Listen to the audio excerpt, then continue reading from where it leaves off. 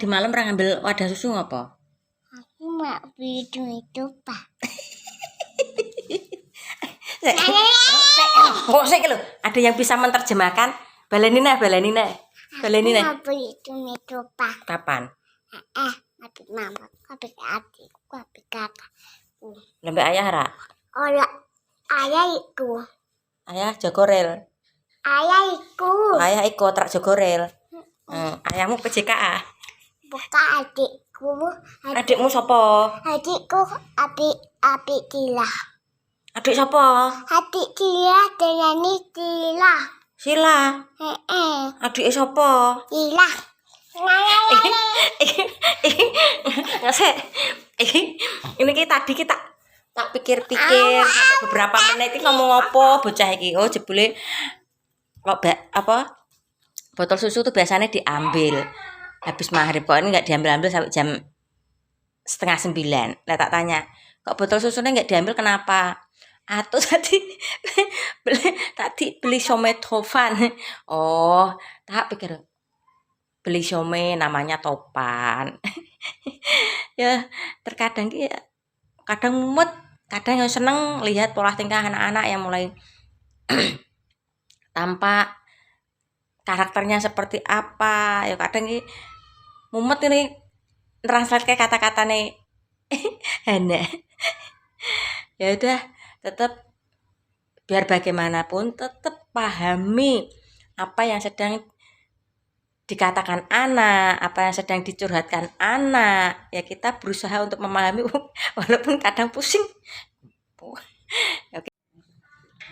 Mau bikin konten ke anak, ada tetanggaku. Kenapa aku sering buat video tentang orang ini ya sebetulnya tuh cuman ngedan itu ya bukan asli gila ya pura-pura gila. Karena apa, orang ini kecewa sama keluarganya. Ada video-videoku sebelumnya ya, karena jual rumah warisannya tidak dibagi rata. Ini orang sebenarnya pinter loh. Wah, pondok wawasannya dalam penyelidikannya pun selalu tepat loh. Aku perhatikan karena aku juga punya story pernah dirawat di RSJ ya. Nih, ini nggak tampak dari belakang kaca. Coba nih tak tampak wong ya. Kemarin tuh metiin itu apa? Cabene Pak RT. Ya ngomongnya bisa waras. Jaluk rentok sampai bikin jengkel orang sekitar. Apa?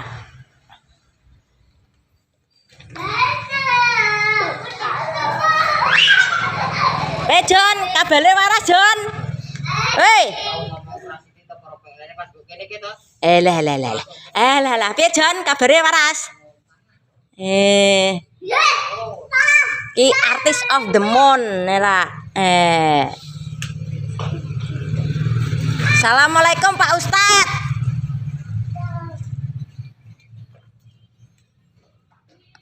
Ini selalu pergi kalau tak ajak omong serius. Terkadang juga nyambung kalau saya ajak omong serius. Mungkin orang ini ya mencari teman untuk diajak ngobrol. Kalau terlalu sering hanya luntang-lantung ya males toh ya orang yang diajak ngobrol terus. Ya, bukan saya kejem, enggak. Biar sadar diri. Badan waras wiris, anggota tubuh komplit kok. Ora nyambut gawe. Orang tuanya pada udah umur. Bapaknya kayak stroke gitu. Lagi. Sebetulnya sih agak sedikit esmoni ya kalau mendengar berita lagi tentang ya nggak bisa ngomong. Penyegelan tempat ibadah yang sekarang di Purwakarta, kemarin itu apa, pencegahan pengusiran paksa orang lagi ibadah non muslim di Medan atau di Lampung. Ini bupati yang menyegel bangunan gereja yang katanya belum ada IMB-nya ya, sebagai pemimpin daerah ya, bupati itu kan masyarakatnya kan bukan Islam semua, ada yang non Muslim. Kalau mendirikan bangunan itu belum ada IMB-nya, ya dirembuk penaknya bagaimana ya. Tuh tetangga sebelah saya itu belakang sana ya, kakaknya berapa iji sorry batuk, musola itu ada 5, kayaknya itu nggak ada satu RT, itu satu RT mungkin nggak ada 60 kakak ya. Itu musola ada 5 dan mungkin menurut saya itu IMB-nya pun diragukan ya. Kalau orang Muslim mendirikan masjid musola itu kok kayaknya gampang dan mudah ya. Pokoknya saya itu saat ini membela non Muslim, tidak, kita harus berusaha berbuat adil ya. Meskipun mayoritas kita itu agamanya orang banyak ya, kita juga harus menghargai yang non Muslim, yang minoritas. Jangan ada lagi mayoritas minoritas lah, Islam Katolik lah ya. Semua bisa dibicarakan dengan baik-baik ya, nggak harus segel ya. Bupatinya itu pun Purwakarta perempuan, harusnya bisa lebih lembut di saat menghadapi masalah yang seperti ini ya. Ya cukup sekian. Lagi ngawasi anak momongan gitu. Terusnya saya nggak mau ambil konten semuanya, tapi kok terus gitu. Anggap aja ini luapan esmoniku yang ada di otak lagi. Yang punya statement harusnya itu pemerintah memberi meningkatkan SDM masyarakat atau rakyatnya, misalnya diberi pekerjaan atau dibikin hidupnya lebih makmur. Halo masyarakat yang punya uang, dengan adanya penggadaan uang aja masih percaya meskipun pemerintah memberi pekerjaan, penghidupan yang layak, kalau pola pikirnya penggadaan uang aja masih percaya, bagaimana pemerintah bisa meningkatkan SDM-nya masyarakat atau rakyat ya? Peningkatan SDM itu sumber daya manusianya itu kembali dari keluarga ya, nggak harus pemerintah semua ya, semua dari keluarga dulu kalau SDM menurut saya ya.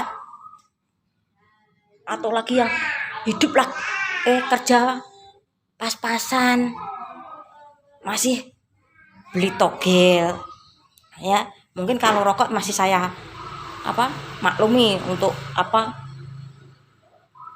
mencari inspirasi atau penghilang lelah ya. Tapi kalau togel kapan dapatnya tidak jelas, setiap hari beli ya. Mending kalau ikut arisan bayar ujungnya ada narik uang. Kalau togel ya, kalau menurut saya SDM itu kembali ke diri masing-masing, kembali ke keluarga, bagaimana keluarga ini menanam SDM keluarga tersebut supaya kedepannya ada ini ada itu, tidak terkontaminasi. Pro kontra dalam kehidupan itu hal yang biasa. Contohnya saya aja ini ya, ini Farah usia udah 2 tahun, botol sekecil ini saya sudah rekomendasi sama orang tuanya untuk membeli botol yang lebih besar ya, sampai sekarang masih tetap pakai botol ini ya. Nggak tahu dengan alasan apa, saya kurang paham. Tentunya saya kan lebih paham karena waktunya tuh lebih banyak sama saya, karena usia 2 tahun kan butuh cairan banyak ya meski sering bolak-balik bikin buat ya, saya tetap menghargai orang tuanya masih menginginkan dengan botol seperti ini. Ya udah, biarkan saja, yang penting bagaimana anak yang aku ngomong ini sehat, cairannya tidak kurang ya meski agak bolak-balik buat atau bikin ya. Kita intinya hidup di dunia itu simple dan gampang kok, saling menghargai itu sudah cukup ya. Insya Allah bismillah Indonesia akan damai dan aman. Itu kuncinya hanya satu, menghargai. Cek seturu wis teko gambar-gambar. Apa? Uang meliput. Wis makmur. Wis mandi belum? Wah, brojol kowe. Aku punya roti. Roti apa? Roti tawar enak selene. Oke. Kita belajar berpikir bareng ya. Siapalah saya hanya seorang alumni RSC ya. Karena begitu banyaknya kehidupan yang begitu rumit yang membuat aku harus tetap belajar dan belajar. Oke, sekarang masuk di dunia politik. Nih, posisi Pak Ganjar ya. Waktu penolakan tim Israel masuk ke Indonesia. 1. Lihat film bawang merah, bawang putih ya. Pahami, dalami karakter film itu ya. Ya. Sekali lagi, lihat film bawang merah, bawang putih, dalami karakter peran masing-masing pemain dalam film itu. Kedua, ada potongan video siapapun presidennya, bubukan wakilnya. Terus ada lagi sebelum ini kan tuh pasang baliho banyak sekali, gede-gede ya. Itu pun nominal uangnya tidak sedikit demi mewujudkan anak tercinta supaya menjadi presiden ya. Terus yang statement seperti ini, Pak Ganjar, kalian boleh hajar saya, dalam arti hajar, hujat saya, tapi jangan anak dan istri saya ya. Beliau ini menjadi benteng dalam keluarga ya, tentunya anak dan istrinya.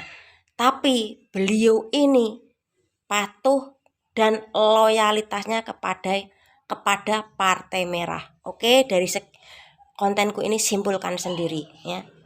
Emang benar katanya politik itu kejam ya. Kalau kita tidak memahami, tidak mencermati, juga belum pernah mengalami hal-hal yang sulit dalam kehidupan, tentu akan terkecoh. Ini adiknya Casey ya, anak dari tante mamahnya Casey punya adik lah, ini anak. Ini tadi tiba-tiba bilang seperti ini. Tadi kamu bilang apa, Mah? Kamu dimarahi siapa? Dimarahi siapa? Bu guru. Kenapa? Ingat, awas, Allah. Dimarahi bu guru kenapa? Karena iso anteng ya. Padahal anak ini nggak pernah dekat sama saya ya, jarang juga dekat sama saya, tapi tiba-tiba curhat ya. Dengar ke Mama D, lihat Mama D. Nah, besok lagi kalau sekolah anteng ya, dengar ke bu guru toh gurumu, buku siapa namanya bu gurumu? Gurumu namanya siapa? Gurumu namanya siapa? Bu Hartini. Bu Yatini. Oh, Bu Yatini, dengar ke Bu Yatini ya, biar bu guru tuh ngomong apa bisa kamu paham ya, bisa tambah pinter ya, nggak usah kakean guyon ya. Dengar Mama D sih ya. Ngangguk sih. Wes main. Tiba-tiba curhat sama saya. Tadi aku dimarahi bu guru gara-gara gak bisa anteng. Sekali lagi, kalau kita nyaman untuk diajak curhat, diajak ngobrol, pasti semua mau membuka atau curhat kepada kita tentunya ya. Bukannya saya menyembuhkan diri, enggak, ini realita yang ada seperti itu ya. Sampai anak-anak, orang dewasa, anak muda yang lagi nakal-nakalnya ya. Wong tante mau pakai mobil kok.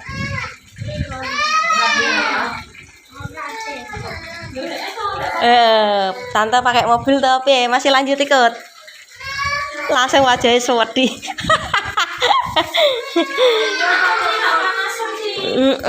Ada AC-nya sejuk.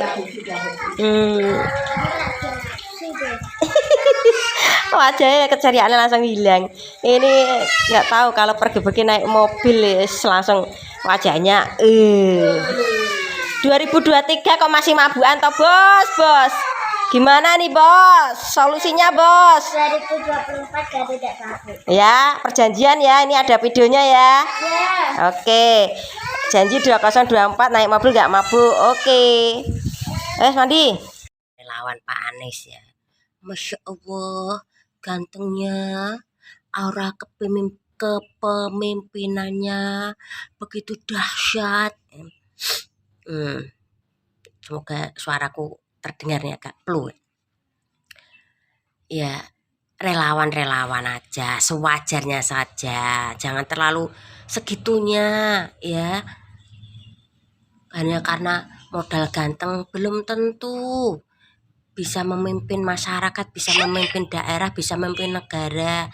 Ya contohnya ini ya, pernah jalan sama orang ganteng ditinggali anak satu, tidak mau mengakui kalau anak itu anaknya ya. Nih korban orang ganteng nih ya dulunya ya. Oke, kembali itu Mbak Neno Warisman yang dulu fanatik banget, ngefans banget sama Pak Anies ya.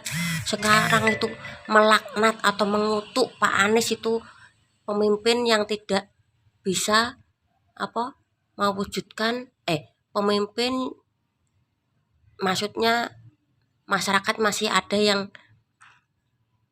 miskin ya. Nanti kelak di akhirat itu bantalannya api neraka. Ngeri nggak tuh ya, kata Mbak Neno Warisman tuh, lihat videonya ya. Dulu sebegitunya ngefans, fanatik, relawan bingit sama Pak Anies, sekarang berubah itu 180 derajat ya, dengan kasus Kampung Bayam itu ya. Katanya Pak Anies pemimpin kalau masih ada masyarakat yang miskin, nanti di neraka bantalannya api neraka. Serem gak tuh ya? Lihat tuh videonya Mbak Neno Warisman dulu seperti apa ya. Inilah intinya, ngefans, fanatik jangan terlalu fanatik ya. Yang kata anak muda sekarang be aja ya, biar nggak terlalu kenceng otak. Oke.